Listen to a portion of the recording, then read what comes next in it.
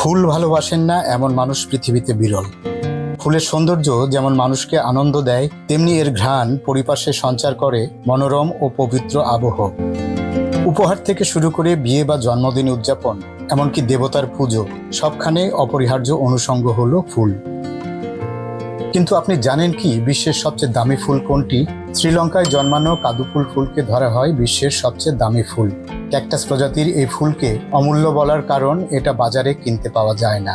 এর আয়ু এতটাই কম যে তোলার পর মুহূর্তেই তা মরে যায়, তাই কোনো অর্থের বিনিময়ে একে বিক্রি করা সম্ভব নয়। সাধারণত পূর্ণিমার রাতে ফোটা কাদুপুল ফুল ভোরের আগেই ঝরে যায়।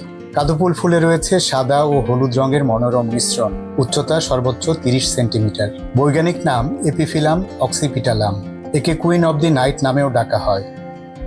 এর সুবাসকে সারা বিশ্বে প্রশান্তির প্রতীক হিসেবে ধরা হয়। বাস্তবে এর সুবাস নেওয়া দুর্লভ হলেও এর আদলে তৈরি অনেক দামি পারফিউম মেলে বিশ্ব বাজারে।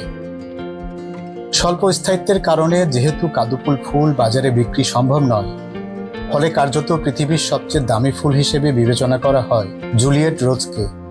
British breeder David Austin Juliet rose বা জুলিয়েট গোলাপের স্রষ্টা।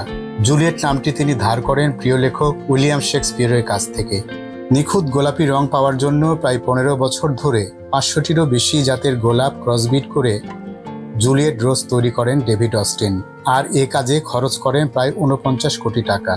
2006 সালে চেলসি ফ্লাওয়ার শোতে জুলিয়েট গোলাপ বিক্রি হয় প্রায় 192 কোটি টাকায়। সবচেয়ে দামি ফুলের তালিকায় 3 নম্বরে শেনজেন নংকে অর্কিড। পুরোপুরি ল্যাবরেটরিতে সৃষ্ট এই অর্কিড তৈরি করতে চীনা গবেষকদের সময় লেগেছে 8 বছর। শেনজেন নংকে অর্কিড তৈরিতে ঐতিহ্যবাহী কৌশলের সাথে আধুনিক প্রযুক্তির সমন্বয় ঘটানো হয়েছে। হালকা সবুজ পাপড়ি আর উজ্জ্বল গোলাপি দলের কারণে এর থেকে দৃষ্টি সরানো কঠিন। হাইব্রিড বলে রুচিবান অভিজাত উদ্ভিদ সংগ্রাহকের বাগান ছাড়া প্রকৃতিতে কখনো দেখা যায় না এই অর্কিড। 2005 সালে নিলামে এই ফুল বিক্রি হয় প্রায় 2,42 লাখ টাকায়। ফুলের সৌন্দর্য আর সুবাস মানুষকে কাছে টানে, তবে সব ফুলই যে নির্দোষ তা কিন্তু নয়। এমনও অনেক ফুল আছে যা ছুঁলে বা ঘ্রাণ নিলে মানুষের মৃত্যু পর্যন্ত হতে পারে। ক্ষতিকর এরকম 3টি ফুলের কথা জানাবো এবার। প্রথমটি হলো নেরিয়াম ওলিন্ডার। ভারী সুন্দর কিন্তু বিষাক্ত গুল্মজাতীয় এই ফুলের গাছ সাধারণত দক্ষিণ এশিয়া ও ভূমধ্যসাগরীয় অঞ্চলে দেখা যায়। ফুলগুলো হয় গোলাপি, সাদা, লাল বা হলুদ রঙের এবং সারা বছরই ফোটে। তবে গাছের প্রতিটি অংশ, পাতা, ডাঁটা, ফুল ও বীজ থাকে বিষাক্ত কার্ডিয়াক গ্লাইকোসাইডে ভরপুর। এটা হৃদযন্ত্রে মারাত্মক প্রভাব ফেলতে পারে এবং মৃত্যু পর্যন্ত ঘটাতে পারে। এমনকি এর ঘ্রাণ শ্বাসের মাধ্যমে শরীরে ঢুকলেও ক্ষতি হতে পারে। তবুও সৌন্দর্য বর্ধনের জন্য এটি বাগান বা রাস্তার পাশে লাগানো হয়। বিভিন্ন স্থানে একে রোজ বে বা রোজ লরেল নামেও ডাকা হয়। ক্ষতিকর দ্বিতীয় যে ফুল গাছটির কথা বলবো তার নাম অ্যাট্রোপা বেলাডোনা। একে ডেডলি নাইট শেড নামেও ডাকা হয়। বিষাক্ত বহুবর্ষজীবী এই উদ্ভিদ মূলত ইউরোপ, উত্তর আফ্রিকা ও পশ্চিম এশিয়ায় জন্মায়। গাছটির উচ্চতা প্রায় 1.5 মিটার পর্যন্ত হয়। এর ফুল ঘন্টার মতো বেগুনি বাদামি রঙের। ফল দেখতে ছোট কালো বেরির মতো, যা আকর্ষণীয় হলেও প্রাণঘাতী বিষে ভরা।